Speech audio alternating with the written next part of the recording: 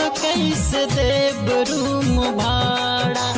लौट लौट आई जाए रोजवा की पाड़ा।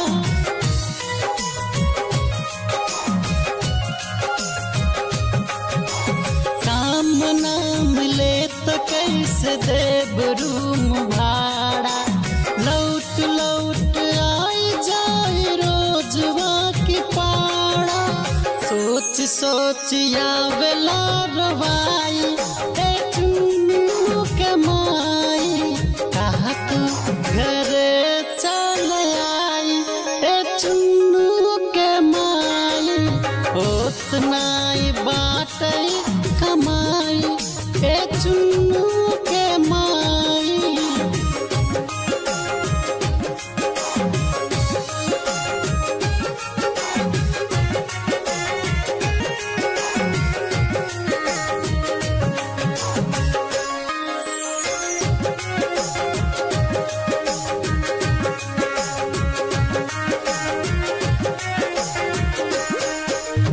कर्जवर जलाई के कैसे चलाई खुराकी।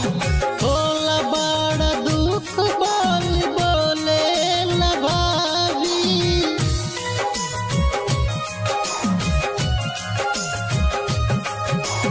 कर्जवर जलाई के कैसे चलाई खुराकी।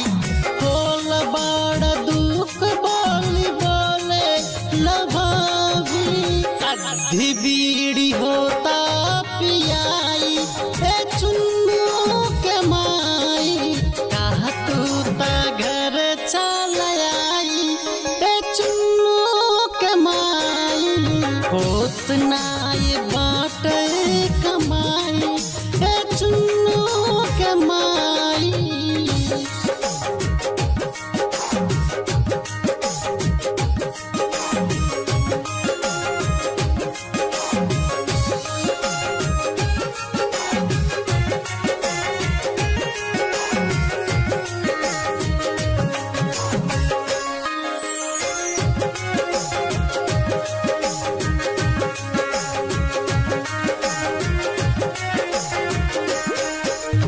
भैया सुनिल बेन वंशी दिहले खूब सहारा।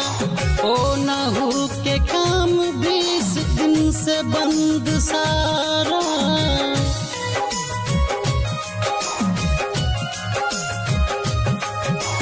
भैया सुनिल बेन वंशी दिहन खूब सहारा।